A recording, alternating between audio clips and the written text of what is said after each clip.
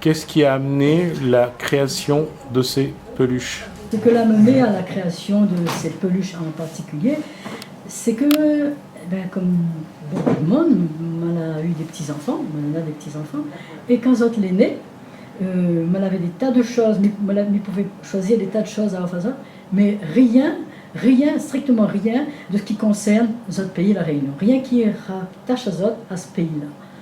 Donc, et ça c'est important. Pour moi, on me l'a déjà dit, il est important qu'un enfant il rattache à lui, à son environnement et à sa culture.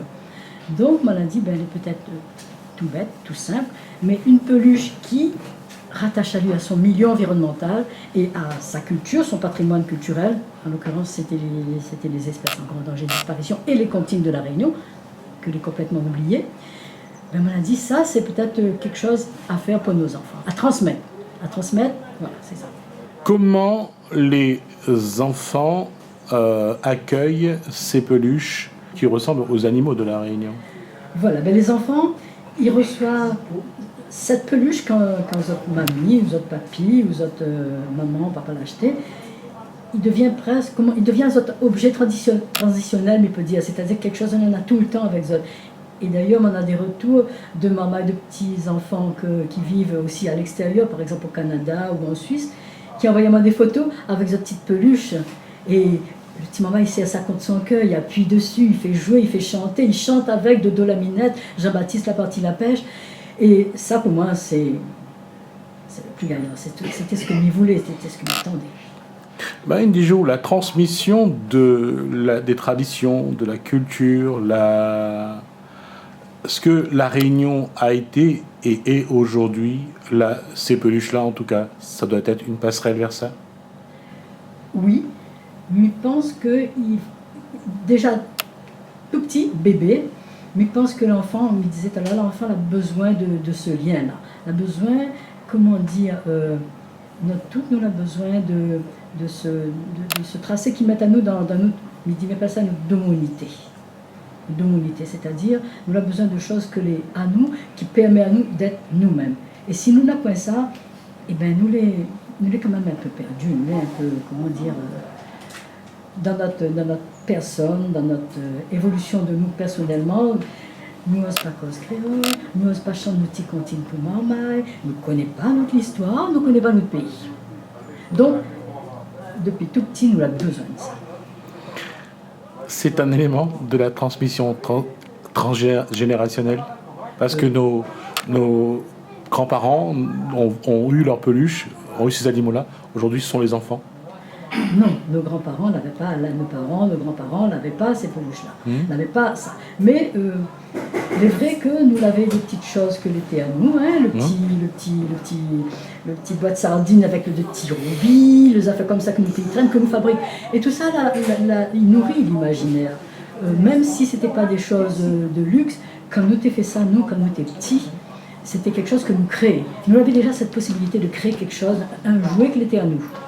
Nous l'avions, les vrais aussi, nous l'avions le banc de rivière, nous l'avions tout ça, le banc de ravine, nous ça va jouer, nous l'avions la petite cour, pépé, ou bien papa, maman, nos petites fleurs aussi. Ouais.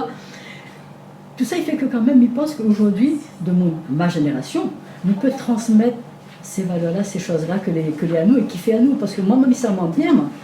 Je me sens moins bien dans ce que m'il est aujourd'hui, avec ma langue, avec ma culture, avec mon histoire, comme il dit, parce que moi j'ai eu la chance de connaître et d'avoir des portes ouvertes pour ça. Mais si moi j'ai eu cette chance-là, on a un bon peu de marmaille, aujourd'hui on n'a pas cette chance-là. Il pense. Donc, voilà, mais parce que transmettre, c'est notre devoir, transmettre notre culture, transmettre l'histoire, transmettre tout ça qui fait à nous un monde réunionnais, parce qu'on a besoin d'être un monde réunionnais. Comment Marie-nous voit l'évolution de ces peluches?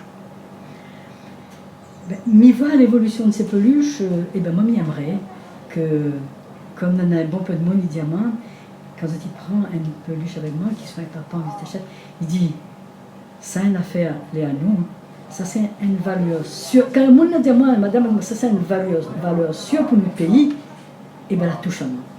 Comme il voit parfois des madames, des mamans, des mamies, des fois, les larmes coulent. Parce qu'un petit continent là-dedans, de la minette, Jean-Baptiste a parti la pêche, quel coco, tout ça. Ça, il raccroche à nous à ce que nous l'étions avant et que nous avons besoin de faire connaître, nous avons besoin de donner ça à notre maman. Donc, mais voir l'évolution, et que de monde y aime, que de monde y apprécie, que bon petit maman il dit ça c'est mon petit truc, il est tout le temps avec moi, mais il dort le soir, ça il est avec moi, ça il transmet à moi quelque chose, il donne à moi l'envie de connaître. Et puis les plus grands, maman les plus grands, mais ça va voir c'est quoi Pétrel Barreau, mais ça va voir c'est quoi un lézard vert de Manapani, mais ça va voir c'est quoi intimer le pays. Nous, ça va dans la nature, nous cherchons avec bonne maman, avec nos parents, nous apprendre aussi ça. Il faut aller vers tout ça. Il faut protéger. Ça nous a parce que il dit toujours, c'est notre biodiversité. Et la biodiversité là, c'est l'avenir de l'humanité. Si on ne protège pas la biodiversité, et nous aussi, ça y appartient à tout le monde, au monde entier, la biodiversité. Il faut protéger notre pays, mais en même temps, on protège l'humanité. Voilà ce que j'espère que cette peluche-là va apporter dans notre réflexion, dans notre envie de faire et de protéger et d'aller plus loin.